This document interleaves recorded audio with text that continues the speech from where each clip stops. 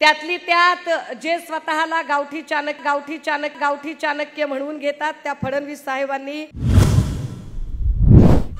विचार मंचाच्या समोरील आपण सर्व सन्माननीय परिवर्तनाच्या लढ्यात ज्या ज्या महामानवांनी महानायकांनी योगदान दिलं त्या सर्व महामानवांना महानायकांना विनम्र अभिवादन करत या शिवसेनेचा वटवृक्ष ज्यांनी वाढवला रुजवला घडवला त्या वंदनीय बाळासाहेबांना अभिवादन करत इथे या मंचावर उपस्थित शिवसेनेचे सन्माननीय नेते विनायक राऊत साहेब, सन्माननीय नेते भास्कर दादा जाधव, सन्माननीय विरोधी पक्ष नेते अंबादासजी दानवे, पुण्याचे संपर्क प्रमुख आयुष्यमान सचिन भाऊ आहिर, मोदी आणि शहा यांना कायम ज्यांचं आव्हान वाटतं आणि ज्यांच्यासाठी न उलगडलेलं कोडं वाटतं ते आमचे सन्माननीय पक्षप्रमुख आदरणीय उद्धव साहेब, मंचाच्या समोरील सर्व मान्यवर इलेक्ट्रॉनिक आणि प्रिंट माध्यमांचे सर्व मान्यवर प्रतिनिधी। मी राऊत साहेबांचा नामोल्लेख थोडासा मागे ठेवला। काल परवा सर फार छान एका माणसाने लिहिले, फार सुंदर सोशल मीडियावरची एक पोस्ट आहे। एक अत्यंत सभ्य गृहस्थ एका गावामध्ये गेला। गावात गेल्यानंतर त्याने गावातल्या प्रमुखाला विचारलं, दादा गाव कसं आहे? ते म्हणले गाव एकदम चांगलं आहे। गावातली माणसं कशी आहेत? ते म्हणले गावातली माणसं सुद्धा चांगली आहेत। गाव चांगलं आहे, गावातली माणसं सगळी चांगली आहेत, मग तुमच्या इथं या वाड्यात इथं कोपऱ्यात ही भली मोठी काठी कशासाठी आहे? ते म्हणले गाव सगळं चांगलं आहे, माणसं सुद्धा चांगली आहेत, फक्त त्यांनी बिघडू नये, वळण बिघडलं आणि जरा काही त्यांनी इकडे तिकडे पाऊल टाकलं तर त्यांना जागेवर आणायची म्हणून ही काठी आहे। सर, महाराष्ट्राच्या राजकारणामध्ये जरा कोणी चुकला की ठोकला या न्यायाने जी काठी गरजेची आहे ती काठी म्हणजे आमचे सन्माननीय संजय राऊत साहेब आहेत। राजे हो, लोकसभांचा निकाल लागला आणि लोकसभेच्या निकालानंतर जर कुणी काही बोललं नसतं तर नवल, त्यातली त्यात जे स्वतःला गावठी चाणक्य म्हणून घेतात त्या फडणवीस साहेबांनी दोन शब्द अत्यंत त्यांचे लाडके शब्द झालेले आहेत आणि त्या दोन शब्दांना त्यांनी महाराष्ट्राच्या राजकारणात वारंवार उच्चार करायचा प्रयत्न केला। त्यातला एक अर्थमॅटिक आणि दुसरा फेक नरेटिव्ह। यातल्या अर्थमॅटिक शब्दावर जेव्हा जेव्हा फडणवीस साहेब बोलले तेव्हा तेव्हा मला असं वाटलं की फडणवीसांना अर्थमॅटिक मधलं काही ढेकळं कळत नाही। ते वारंवार जेव्हा अर्थमॅटिक असा शब्द उच्चारतात तेव्हा मुळात त्यांना महाराष्ट्रातलं अर्थशास्त्र आणि इथली आर्थिक घडी बसवण्याच्या दृष्टिकोनातनं एकही शब्द कळत नाही। कारण जर त्यांना अर्थमॅटिक कळलं असतं तर त्यांनी लाडकी बहीण योजनेसारखी योजना जी निव्वळ मतांवर डोळा ठेवत आणि मतांच्या साठी म्हणून, म्हणजे अनेक ठिकाणी सोशल मीडियामध्ये सुद्धा आता ट्रेंड चालू आहे की भाजपाला आली मताची कडकी म्हणून आता यांना वाटायला लागली बहीण आपली लाडकी, अशा पद्धतीनं या सगळ्या लोकांनी ही योजना आणली। मला सातत्याने मी अर्थमॅटिकचा काय इथे संबंध लावते त्याचं कारण सांगितलं पाहिजे की महाराष्ट्रामध्ये सातत्याने अंगणवाडी सेविका असतील, आशा वर्कर असतील, हेल्थ सेंटरच्या प्रायमरी हेल्थ सेंटर मधल्या आमच्या सगळ्या परिचारिका बहिणी असतील, विना अनुदानितच्या शिक्षिका असतील, या सगळ्या मायमाऊल्यांचे पगार, ज्यांचा हक्काचा कष्ट केलेला पगार आहे, जो पगार त्या सातत्याने मागतात तो पगार सरकार त्यांना देत नाही। तिथे पगार द्यायला त्यांच्याकडे अजिबात पैसे नाही आहेत, मात्र एका योजनेसाठी मात्र ते पुढे येतात। बरं, जेव्हा ते योजनेसाठी पुढे येतात, खरं तर मी महिला सक्षमीकरणावर अजिबात जास्त वेळ घालवणार नाही, कारण माझं काम दानवे दादांनी फार सोपं केलंय आणि त्यांनी बऱ्यापैकी या योजनांची उजळणी केली आहे। पण माया हो, ज्या सगळ्या आमच्या ज्या बहिणी बसलेल्या आहेत, मला एक तुम्ही सांगा, तुमचं वय साधारणतः 40 असेल, 50 असेल, 60 असेल, जे काही असेल ते असेल, तुमच्या भावाचंही वय तुमच्याच बरोबरीने असेल, 25 असेल, 35 असेल, 45 असेल, 65 असेल। माय तुमचा भाऊ हा तुम्हाला आता अचानक मिळाला का तुम्ही जन्माला तुमच्या जन्मापासून मिळाला? जन्मापासून मिळाला। आता मला असं सांगा की जर शिंदे साहेबांचं वय साधारणतः 60च्या पुढचं वय आहे, तर शिंदे साहेबांना बहिणी या जन्मापासून झालेल्या असतील ना। 60 वर्षामध्ये महाराष्ट्रातली एक पण माय माऊली त्यांची बहीण नव्हती आणि अचानक या सगळ्या बायका त्यांच्या बहिणी झाल्या। मला काही म्हणजे कोणच उलगडत नाहीये की या बायका आधी बहिणी नसतात, 21 वर्ष आधीची बहीण नसते आणि ती 21 वर्षाच्या नंतरची डायरेक्ट बहीण होते। हे कोडं काही मला म्हणजे दया कुछ तो गडबड आहे। बरं, या सगळ्या बहिणींमध्ये सुद्धा काही बहिणी लाडक्या आहेत आणि काही बहिणी दोडक्या का बरं आहेत ते कळत नाही। काही बहिणी त्यांच्या प्रचंड लाडक्या आहेत। म्हणजे पूजा खेडकरच्या प्रकरणामध्ये जर UPSC सांगते ऑब्जेक्शन घेते, कॅट ऑब्जेक्शन घेतं आणि त्याच वेळेला डिपार्टमेंट ऑफ पर्सनल ट्रेनिंग मात्र त्यांना क्लिअरन्स देतं। डिपार्टमेंट ऑफ पर्सनल ट्रेनिंग अखत्यारीत येतो ते मोदीजींच्या, तिथे तिला क्लिअरन्स मिळतो। म्हणजे पूजा खेडकर ही एक लाडकी बहीण होते। इकडे राज्यामध्ये सुद्धा OBCचं अवनत गटाचं प्रमाणपत्र तिला मिळतं, ते शिंदे साहेबांच्या कारकिर्दीत मिळतं। म्हणजे इथे सुद्धा शिंदे साहेबांची लाडकी बहीण पूजा खेडकर असते। पुण्यामधलं आरोग्य प्रमुखाचं जे पद आहे ते पद पुण्यातल्या सगळ्या सेवा ज्येष्ठतेचे नियम डावलून, पुण्यातले जे सगळे सिनियर डॉक्टर्स आहेत जे सरकारी रुग्णालयांमध्ये सेवेत आहेत त्या सगळ्यांना डावलून डॉक्टर मानसी नावाच्या एका अत्यंत नवागत डॉक्टरला ते पद दिलं जातं। म्हणजे डॉक्टर मानसी ही त्यांच्यासाठी लाडकी बहीण असते। अगदी त्याच वेळेला सातत्यानं महिलांच्या प्रश्नांवर बोलण्यापेक्षा, महिलांवर होणाऱ्या अन्याय अत्याचारांवर बोलण्यापेक्षा लोकांच्या आयुष्यात डोकावणे आणि लोकांचे आयुष्य उद्ध्वस्त करणे असं करणाऱ्या वाघबाई सुद्धा त्यांची लाडकी बहीण असतात। परंतु कोपरखैरनेचं प्रकरण असेल, उरणचं प्रकरण असेल, विरार वसईमध्ये ज्या पद्धतीने भर दिवसा एका माय माऊलीवर सपासप वार झाले, ही माय माऊली असेल, या सगळ्या बहिणी मात्र दोडक्या बहिणी आहेत। या बहिणींकडे अजिबात सरकारला लक्ष द्यायला वेळ नाही। वरुण फडणवीस असं म्हणतात की हे विरोधक जे आहेत ते फेक नरेटिव्ह तयार करतात। कसलं फेक नरेटिव्ह तयार केलं जातंय? फडणवीस साहेब, तुमच्याबद्दल जे जे म्हणून म्हणणं येतंय ते सगळं सत्य आणि सत्य येतं। जे जे म्हणून तुमच्याबद्दल लोक बोलत आहेत ते वास्तव आणि वास्तवच बोलत आहेत। याच पुण्यातल्या एका भाजपच्या अधिवेशनामध्ये फडणवीस साहेब धादांत खोटं बोलत होते आणि धादांत खोटं बोलताना ते असं म्हणाले की आरक्षणाची कालमर्यादा फक्त आणि फक्त 10 वर्षांची होती आणि 10 वर्षांची कालमर्यादा असताना ती कालमर्यादा मोदी आणि वाजपेयीजींच्या काळामध्ये वाढवली गेली। दादा हो, माध्यमांच्या समोर जाहीरपणे सांगितलं पाहिजे की फडणवीस साहेब, तुम्ही कॉप्या करून पास झालायत का? तुम्हाला अभ्यास नावाची काही गोष्ट माहित आहे का? स्टेट्स अँड मायनॉरिटीज नावाच्या पुस्तकामध्ये 1930 ला आरक्षणाची मूळ संकल्पना आली आणि त्यानंतर आरक्षण भारतीय राज्यघटनेमध्ये घेताना त्या आरक्षणाचे 2 प्रकार केले, एक राजकीय आरक्षण आणि दुसरं सामाजिक शैक्षणिक। सामाजिक आणि शैक्षणिक आरक्षणाला कुठलीही मर्यादा नव्हती, कालमर्यादा होती ती फक्त आणि फक्त राजकीय आरक्षणाला। पण फडणवीस साहेब म्हणतात तीच कालमर्यादा मोदी आणि वाजपेयींच्या काळात वाढवली गेली। फडणवीस साहेब, महाराष्ट्रातली जनता धोत्रावर इन करत नाही, महाराष्ट्रातली जनता डोसक्याला गोड तेल लावत नाही। भारतीय राज्यघटना 1950 ला पारित झाली, 50 ला आरक्षणाची संकल्पना आली, 50 पासून 10 वर्ष म्हणजे 1960, 60 ला भाजपचं सरकार केंद्रात होतं का? 60 ला ज्यांनी आरक्षणाची मर्यादा वाढवली ती काँग्रेस होती। त्यानंतर 70 ला सुद्धा तुम्ही सत्तेमध्ये नव्हतात। मोदीजी तर कुठल्या तरी रेल्वे स्टेशनवर चाय पीत विकत असतील, मग तुम्ही आणलं कुठून हे नरेटिव्ह? फडणवीस साहेब, धादांत खोटं बोलत तुम्ही एक एक गोष्ट लोकांच्या गळी उतरवायचा प्रयत्न करता।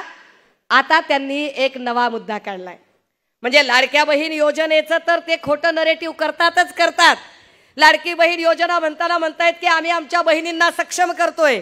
जर बहिणींना खरंच सक्षम करायचं असेल आणि एवढा संस्कार, संस्कृती, लाडकी बहीण, लाडका भाऊ एवढं सगळं गोंजारत बसायचं असेल तर बहिणींनी उत्तर द्यायचं, बहिणींनो तुमच्या घरामध्ये लग्न कार्य असेल, मोठा समारंभ असेल, काहीही कार्यक्रम असेल आणि तुम्ही तिथे गेलात आणि तुम्हाला आहेर दिला, भावाने तुम्हाला 1 लाखाची जरी साडी घेतली आणि तुमच्या नवऱ्याला काहीच दिलं नाही, तुमच्या लेकराला पण दिलं नाही, घेता तुम्ही? अरे इथं सगळे दाजी बेरोजगार आहेत, सगळे भाचरे उपाशी तपाशी फिरायला लागलेत, भाच्यांना काही नाही, दाजीला काही नाही आणि बहिणीला 1500 रुपये द्यायची भाषा करतोय गडी. येड्यात करता होय आम्हाला तुम्ही. जर एवढी बहिणींची काळजी असेल ना फडणवीस साहेब आणि शिंदे साहेब, एवढीच बहिणीची तुम्हाला काळजी असेल तर महाराष्ट्रातले अवैध असणारे ड्रग्सचे सगळे कारभार, ज्यामुळे बहिणींचे नवरे आणि बहिणींची लेकरं ही उघड्यावर पडतायत, रस्त्यावर येत आहेत, उद्ध्वस्त होत आहेत, तर पहिल्यांदा सगळे दारूचे धंदे बंद करा, जुगार मटक्याचे धंदे बंद करा, मग बहिणींची काळजी असल्यासारखं सांगा. आणि राहिला प्रश्न फेक नरेटिव्हचा, काय काय काय बोलतात. तडीपार फॅन क्लबचे अध्यक्ष अमित शहाजी, हा संत तुकोबारायांनी सांगितलंय, अरे म्हणता कारे येते पेराल ते उगवते. जर तुम्ही पेरणी करत असाल तर उगवण करून पीक कापायची जबाबदारी आमची आहे, आम्ही ती फार इमाळे इतबारे पार पाडू. हे तडीपार फॅन क्लबचे अध्यक्ष इथं येऊन आम्हाला शहाणपण सांगतात. आम्ही वारंवार सांगतोय की शाह साहेब आणि मोदीजी आम्हाला कायदा नक्की शिकवावा, आम्हाला कायदा नक्की शिकवावा, पण आम्हाला कायदा कुणी शिकवावा? आम्हाला कायदा डॉक्टर बाबासाहेब आंबेडकरांनी शिकवावा. आम्हाला कायदा गोधरा हत्याकांडातल्या तडीपार गुंडांनी शिकवू नये. आम्हाला कायदा अशा लोकांनी शिकवू नये ज्यांच्या कपड्यावर जस्टिस लोयाच्या रक्ताचे डाग आहेत. अशा लोकांनी आम्हाला कायदा शिकवायची गरज नाही. राहिला प्रश्न आजचा सचिन वाझेचा, काय म्हणजे चाइल्डिश प्रकार आहे. बरोबर महाराष्ट्राचं राजकारण रसातळाला नेणारे फडणवीस सातत्याने गेल्या 15 दिवसापासून जेव्हा अनिल देशमुखजी पत्रकार परिषदा घेतात, बरोबर त्याच वेळेमध्ये सचिन वाझे एकदम लेटर बॉम्ब टाकतो. कसा काय? सन्माननीय संजय राऊत साहेबांवर कारवाई झाली, अनिल देशमुख साहेबांवर कारवाई झाली, नवाब मलिकजींवर कारवाई झाली. मलिक, राऊत, देशमुख तिघांनाही कधीही न्यायालयाकडे नेताना, रुग्णालयात तपासणीसाठी नेताना एकदाही माध्यमांशी बोलण्याचा कुठलाही स्कोप नव्हता. तो स्कोप नेमका सचिन वाझेला कसा काय मिळू शकतो? मिळतो. एवढे दिवस काय झोपी गेला होता का सचिन वाझे? ते त्याला आजच आठवतं नेमका. तिसरी गोष्ट, जेव्हा वाझे हे सगळं बोलायला लागतो तेव्हा तो सांगतोय की मी फडणवीस साहेबांना पत्र लिहिलंय. हु इज फडणवीस? फडणवीसांना पत्र लिहिण्याचा संबंधच काय येतो जर फडणवीस स्वतः संशयाच्या भोवऱ्यात आहेत. फडणवीसांवर सातत्याने सगळीकडून हल्ले आणि आरोप होत आहेत. जर पत्रच लिहायचं असेल तर इथली न्याय संस्थेशी संबंधित प्राधिकृत संस्था, सीबीआय सारखी संस्था असेल आणि त्यांना पत्र लिहिलं तर आम्ही समजू शकतो. फडणवीस काय सीबीआयचे डायरेक्टर आहेत का? येड्यात कुणाला करता?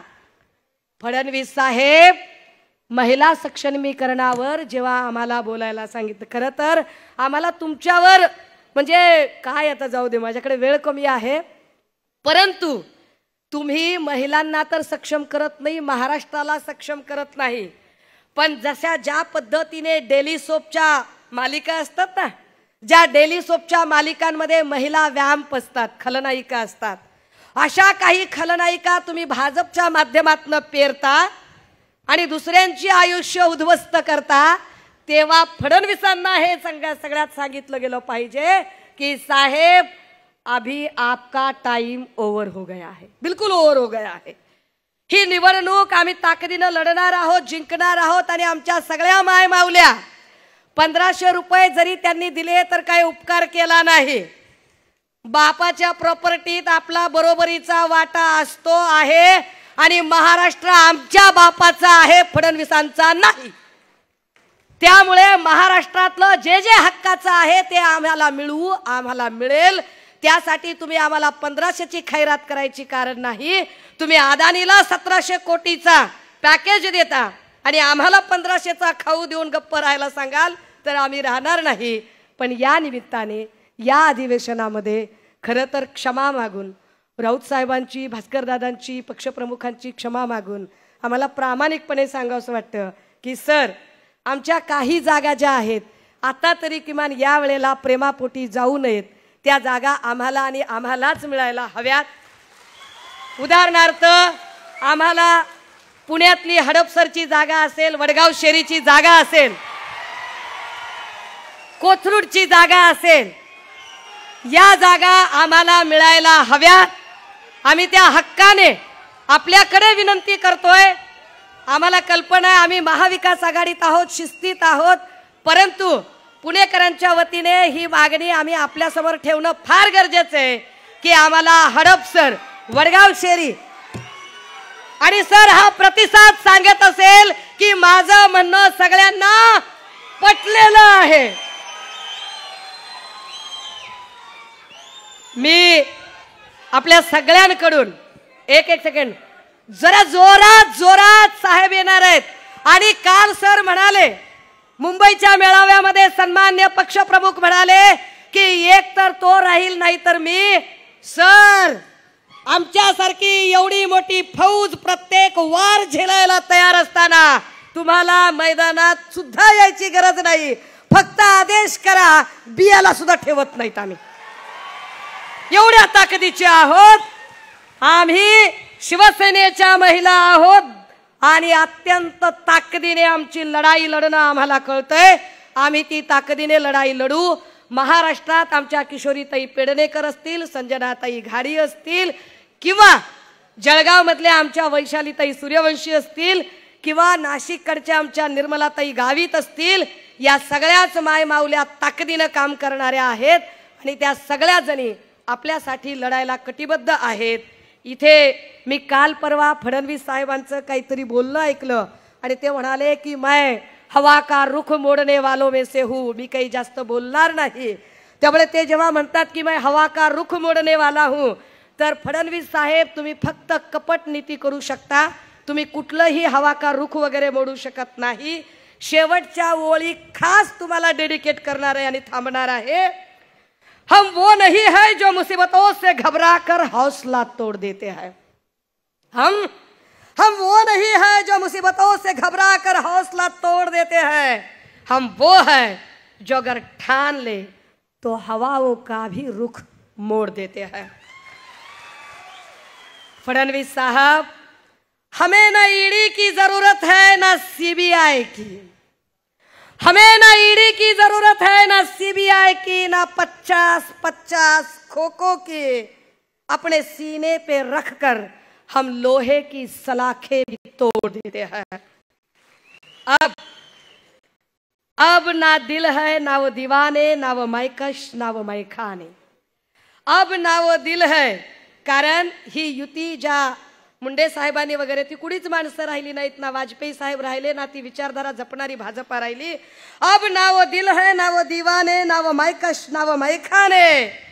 फडणवीस साहब, नामचीन जितनी पीते हैं ना, फडणवीस साहब, नामचीन जितनी पीते हैं ना, अक्सर हम उतनी पैमाने में छोड़ देते हैं. हम उद्धव साहब के वह शिव सैनिक है जो हवाओं का रुख मोड देते हैं. कुणाच्याही भावना दुखवायच्या नव्हत्या, पण दुखल्याच असतील तर त्याला माझा नाईलाज आहे. मला असंच बोलायचं होतं. थांबते, रजा घेते. जय हिंद, जय महाराष्ट्र. देश विदेशातील प्रत्येक घडामोडींचे लाईव्ह अपडेट मिळवण्यासाठी आता साम टीव्हीच्या सर्व सोशल मीडिया प्लॅटफॉर्मला लाईक, फॉलो आणि सबस्क्राईब करा. तसंच सर्व नोटिफिकेशनसाठी बेल आयकॉन प्रेस करायला विसरू नका.